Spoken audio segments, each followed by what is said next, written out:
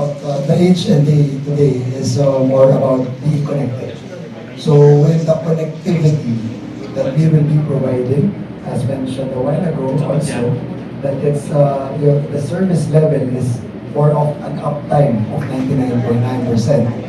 And aside from that, we're also offering other ICT solutions, yeah, that they will be needing to provide better connectivity, internal and outside of their facilities, and to support the operations of their medical team. Actually, that's one thing that I am proud of. Being a supplier or being a partner of Perpetual Health Medical Center, even if you don't reach those patients, I know that with their objective of being at the forefront of medicine, being at the forefront of the digitalization of what's happening in the world, to support whether just a basic treatment of a patient or a medical forefront in the sense of being in the robotics or in the future proofing of life, meaning so giving best in class healthcare, which I received. It's something that we can give back, we can support. Thank you. Two more questions, sir. Kanina it was mentioned na parang submarine cable yung guys. Yung ba yung dahilan kaya confident kayo na kahit magkaroon ng natural calamities, particularly maybe and hopefully not, yung the big one ay hindi maapektuhan ng serbisyo na for Perpetua?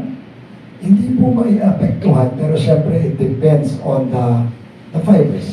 So what we can make sure of, as long as there's connectivity, syempre it's run by power.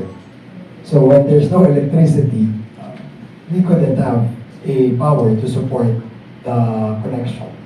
So as long as there's power, as long as there's, well, we have contingencies as well.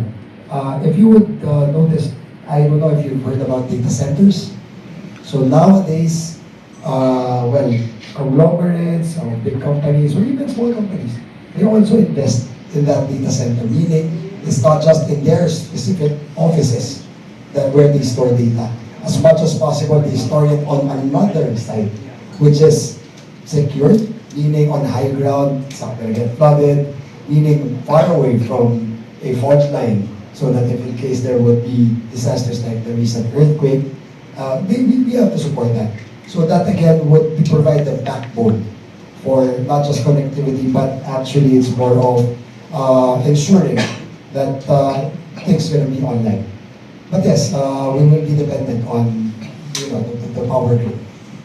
Finally po, from me, dilimitahan po ba ng RISE yung number of clients nila para ma-ensure na kahit kailan hindi magiging congested? Kasi di ba yun po ang kaninang sabi nyo na kahit bago kayo, at least na-assure nyo yung clients nyo na yun ang advantage namin, hindi kami congested. So, again, I am very proud. So I want to show you our network map. Actually, that challenge might come to might come to your mind, no?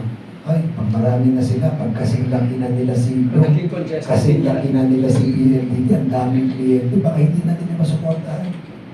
Again, ang objective namin, coming from a CEO and COO, we're not here to be the biggest telco, we're here to be the best.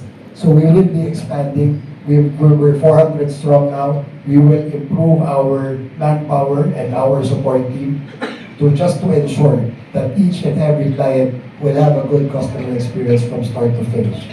That's what we're going to deliver. When we say our mission is to accelerate or to help the Philippines accelerate its internet or its interconnectivity, we're going to do that.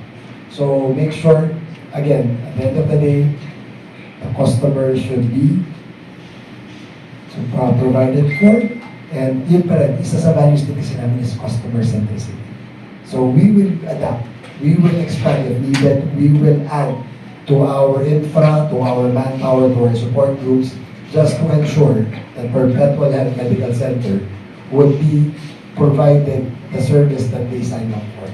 So again, maybe in the next 3 years, I hope we will be able to prove ourselves. And if not, maybe we will be the sole provider. But well, in connectivity kasi, meron usual na primary and secondary, just to have a feel safe. And it's better to get two different providers. Yeah, so yeah. Salamat po. Of course, definitely reliability, I think is very important. Ako mismo sa office ko, I have connections from both. Because as you know, this is also a school facility. So university may connection rin dyan. And then yung hospital meron din. So minsan I switch. Hindi ko parang mahina yata to. Just for my own usage. And sabi ko nga kay Sir Norman, who's our admin director, we really need the reliable connection, lalo na that we are in a hospital setting. In fact, it reminds me of a time during our pioneering days, hindi pa uso yung internet noon. No? Kami-kami lang nagbibiruan. Meron kaming school director dati na maoperahan. And then ang sabi niya, sa aming chairman kay Sir Alta, sabi, Sir Alta, may isa po akong request. So, pwede ba yung aming pinaka-engineer, hospital engineer, huwag po mawala habang na-operahan ako. Kasi kinakabahan siya, baka raw mag-brown out, wala raw magpapagana ng generator. But kidding aside, no, of course, we've progressed from there. Meron na tayong automated transfer switch. We're also ISO certified in hospital and everything. And connectivity plays a very crucial role in healthcare delivery. We do have, of course, the day-to-day na nagyayaring our residents and fellows. I think that sets us apart from other hospitals also. We produce our own doctors and have specialty programs and everything. But they have to call and coordinate all the time with consultants. And connectivity is very important there with our RISPAC system that our readers get to interpret the results and give feedback. Mahalaga rin yun for timely and accurate intervention. And even, of course, in telemedicine, in our education and training, all of this play a very important and crucial role. Mahirap yung walang internet online. And of course, we also have backups, as mentioned, sir. Okay? And at the end of the day, it's also part of our training na maging resilient pa rin, all the doctors and medical staff. And sometimes I even look at my own children. No? Meron na yatang Gen Beta ngayon. I think we started as diba, baby boomers, meron Gen X, may millennials, may Gen Z, Gen Alpha. Ayaw ko paano sila mabubuhay kung walang internet, but they still need to know the basics, especially if you are into this industry, healthcare delivery, which is really integrally part of our training pa rin. But malaking tulong talaga ang technology when it comes to healthcare delivery. Ano yan na rin, even right now with our government's efforts on increasing healthcare coverage for our fellow Filipinos, yung plano ng PhilHealth, if you notice, nag-expand talaga sila with the YAKAP program, and meron silang zero balance, at even for other illnesses, ini-expand nila. Ngayon, how does connectivity play a big role dyan? Malaki, kasi the doctors need to fill out these forms properly. Ina-download yan, sila-send yan sa PhilHealth. And even when doctors are not around, they confer with the residents and the fellows. And mas mabilis ang turnaround time na to. Better then, of course, ang mga doctors, because they also have needs, diba? They also have basic needs that they have to attend to. So kung mabagal ang connectivity, mabagal yung pag-process ng internally, within our control, no? Iba pa yung within PhilHealth, PhilHealth naman is doing its level best to really make the claims move faster. But of course, it involves also our end sa hospital. and also yung doctors. So, mapapabilis yung process. Mabilis rin yung makukuha ng hospital and mga doctor, yung reimbursements, which we badly need to serve more people. Malaking problema yun pag nag-balloon yung collectibles sa PhilHealth dahil mahina ang connection. Ayun, nakangiti ang aming medical director. Alam niya ang hinaing ng doktor. No? So, again, reliable connectivity will shorten up the process, will make it easier for both the hospital and the doctors, and even for our patients. Thanks so much. Our admin directors. We already started with RISE, and with the approval of our president about 2 months back, we have been under the so-called 99.9 CIR, or guaranteed for internet rate. Wala kaming downtime sa kanila compared to other providers. Medyo we're experiencing that. True to their commitment, nakukuha namin yung kanilang promise. We have 3 providers. It's a standard. Actually, dalawa lang eh. But because we need to make sure that we stay connected and committed dun sa aming motto, yung aming battle cry, dedicated to life, we have to make sure na lahat yan connected. So, the failure of one service provider, mag-load balance yung aming system para kunin dun sa kabila. Naka-automatic load balancing kami. Hindi ko na babangkitin yung pangalan ng provider kasi baka sabihin nagpa-blind eye. But the system basically tells you how committed we are to making sure that we deliver our services, whether technology-based or otherwise. I told you, Carl, I should have brought my PowerPoint. But anyway, I'll walk you through, even I don't have a detailing aid. Next press con. Thank you.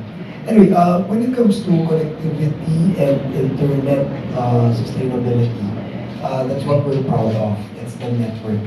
We're managing, as mentioned a while ago, we're managing our own core network with our own set of both field engineers and network engineers.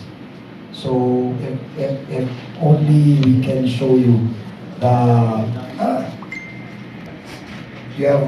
you can visit rice.ph, our website, even if you're not really gonna go into inquiring. We have a tool there. It's called the Looking Glass. So what does the Looking Glass do? You're gonna input an IP address that you want to send to a message, a data, or whatever, and then you would see, and you would measure the latency, meaning the speed from sending that data packet from the Philippines to Australia, from the Philippines to the US, from the Philippines to Japan or Hong Kong.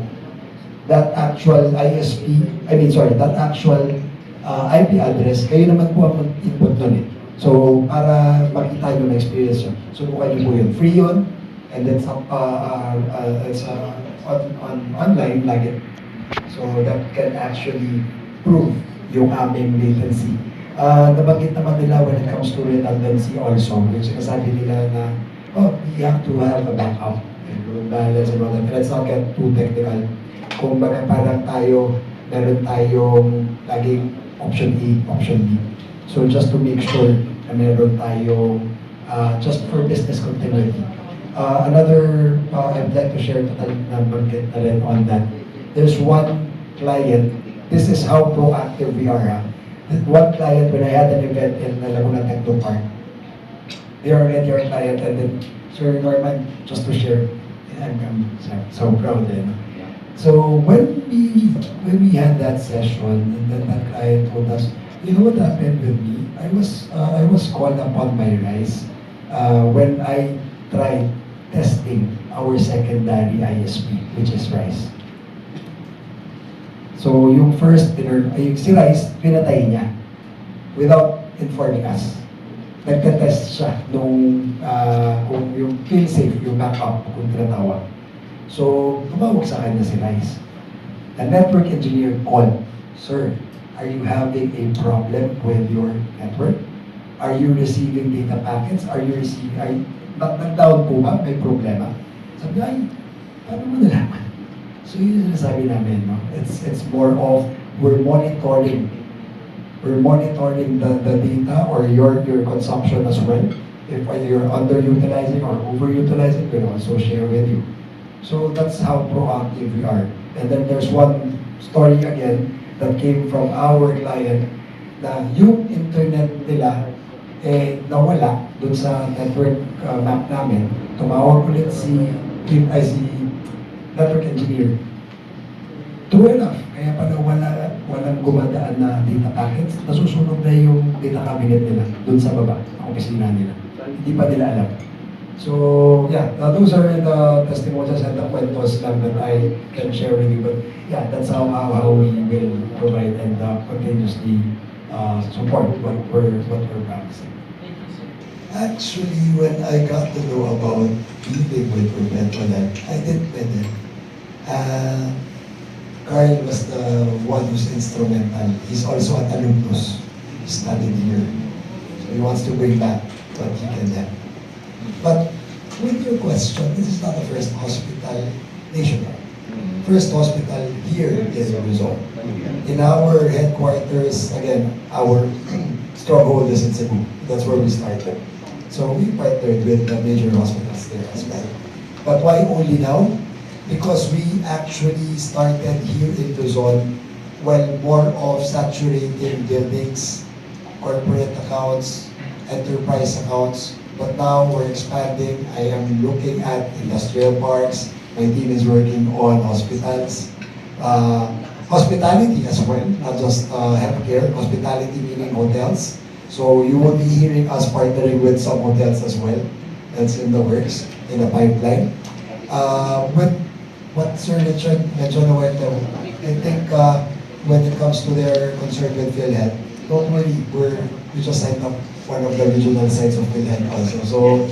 So at least siguro magsimula tayo from one regional office to the next para at least hindi kayo mag-uwi na baka something would get lost in the middle of that connection. So Rice is also hindi naman.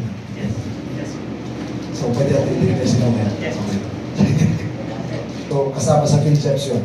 So hindi ko alam yung nangyari dun sa let's not talk about politics. So again, going back, that's our pathway, our roadmap. So if you're gonna ask us, would Rice just be, ay baka may magtanong ako na rin nag-preempt mo. So sorry kung may magtatanong. If Rice would just be about connectivity, no we're not. We're gonna be venturing into other ICT solutions. We're not just here to connect you, we're here to provide solutions to your ICT needs. So information and communication technology needs. So Our chairman, in fact, called for a meeting that, and he personally had an experience before, as I mentioned their love story. He was the hospital administrator for Perpetual Manila back in the day. And he had a sad experience na may rescue sila sa elevator. Hindi mawala sa scene yun. No? So actually may konting, galit sa akin, may konting phobia siya sa elevator. But first thing he did was to call for a meeting and to ensure that we are actually ready. Kagandahan naman with our hospital, we have a business continuity plan, and part of our strategic management is really focusing on patient safety. So we have pocket drills every now and then, not to mention quarterly drills that we also do. And part of us is also being ISO certified for our environment and also our health and safety. So tinitingnan yung mga exits, part nun is to see anong mangyayari, lalo na yung mga nasa ICU or those in the OR. Kailangan, how do we evacuate them? And thirdly, we came up with a guide and a protocol. No? Pag more than 7 yung magnitude, evacuate na talaga. And we are also currently looking, may study na kami, checking on how stable this building is. There are some cities in Metro Manila that actually have an ordinance na if your building is 50 years old, pinapa-check ulit, pinapa-recertify sa isang structural engineer. I think more cities are trying to get into it. Alam ko Makati is into that. So yung consultant namin, wala pa yata kasi the city, no? Because this is largely residential. Hindi naman siya ganun na high-rise. But I'm sure our LGU will already be, or is probably doing something about it. So yung consultant namin nagsabi na, kaya kailangan magpa-check. And we're celebrating our 50th year. So, very timely yun. And actually, ang aming residence ay malapit lang dito rin, within the compound. So there's all the more reason of our chairman of the board to also really look into the structure. I think more than preparing, which is working on your response, but my drills and everything, we should all more be focused on the structural. Hindi na aming labanan dito ngayon. So, there's a team who does that to assess the exact state of the columns and the structure. And kami naman from our end, we have all these drills. We work with the LGU. We work also with the OCD and also with the Bureau of Fire Protection. So we simulate both earthquake and fire drills. So again, ang mahalaga dyan yung interoperability.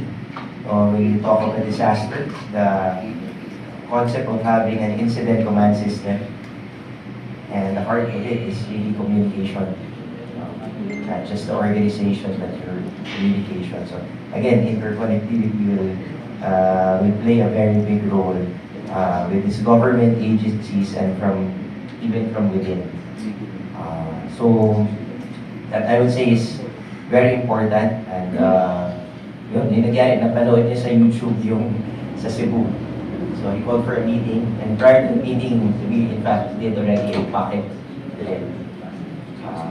And we're hoping it still will not happen, but we are preparing always for the worst case scenario, and we are always ready for that. And again, our partnership with RISE will give us that further confidence that things will be easily in place, and even in terms of recovering the resilient part of this.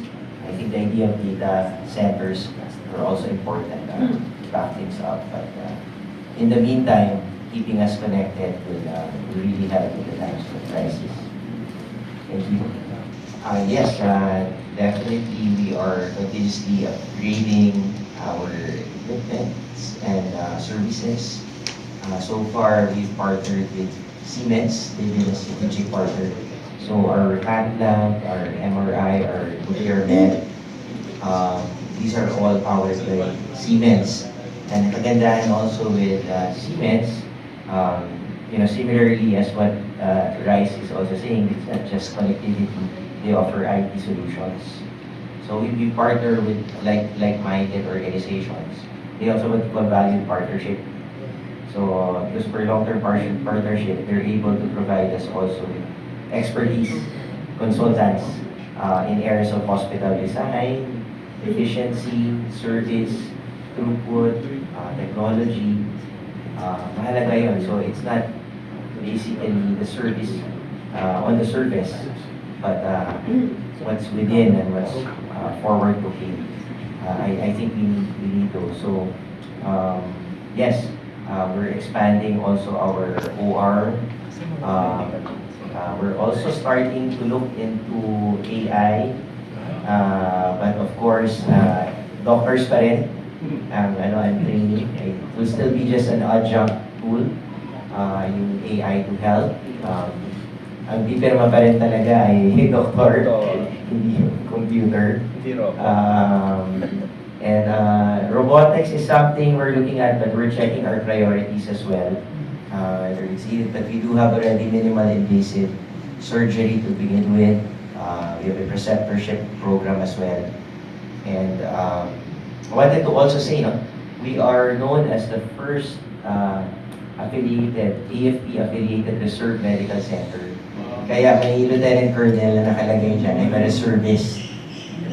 Ganun din si Sir Alta, he is a Brigadier General. So, our unit, being the first AFP-affiliated Reserve Medical Center, is a brigade size under the AFP Reserve Command. So, in times of national emergencies, calamities, disaster, and we hope no rebellion, political crisis, or war with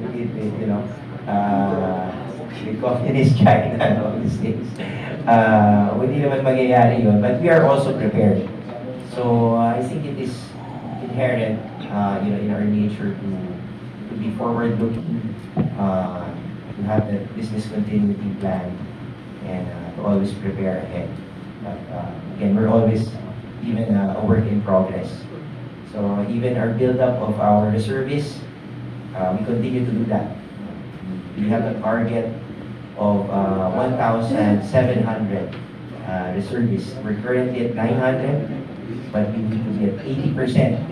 Yan ang thruster ng AFP for all affiliate reserve units. Kasi you can be a reservist individually, but in our case, it is the hospital that is the reserve unit. Thank you so much. Definitely, it's affordable, reliable, and accessible, and compassionate healthcare. It's important to be reliable. Filipinos deserve the best healthcare. And my grandpa would always say this. I remember when I was young that he would quote this and would say that a healthy nation is a wealthy nation. In fact, my grandfather back in the day ran for senator. That was 1992. So, meron siyang campaigner na doctor sa Senado. He's a proponent also of, affordable and reliable healthcare. And it still is our dream and pursuit to give to this community. And definitely with good connectivity, we would be able to provide this to all Las Piñeros, to those who live in South Metro Manila and Southern Mindanao. In fact, during our kickoff anniversary, which was held 2 weeks ago, we had a fun run in BF Resort. And this was supported, of course, by LGU and also by the Homeowners Association. And no less than the PhilHealth President, Dr. Mercado was present, and we had the Yakap Caravan with him. So the people were able to register with Yakap. This is the Consulta before. Now this is the Yakap program. They're trying to create awareness on PhilHealth's packages and their coverage, and by helping residents, people register through events. And we do have a satellite clinic in BF Resort. That's why we were chosen also as a site, a primary care facility to be able to provide that. We hope to extend that around the periphery as well. Continue to do that. So people will really get the best healthcare. They should have a choice where they want to be cared of. And for now, private facilities do have an inherent advantage relative to government facilities. Not to downplay the government facilities or government-owned hospitals. They're also developing, but I believe the private sector is generally much ahead in providing the service. So I think PhilHealth has seen the importance of that, and they're really also looking at private hospitals to be accredited primary care facilities, especially for the young population. I see us working on this, promoting this, especially in this area as well. For which again, connectivity will play a very go to IT solutions. Lapit natin yung logo. Para ma-expose ang ating partnership. Compress po na konti. Center. Smile.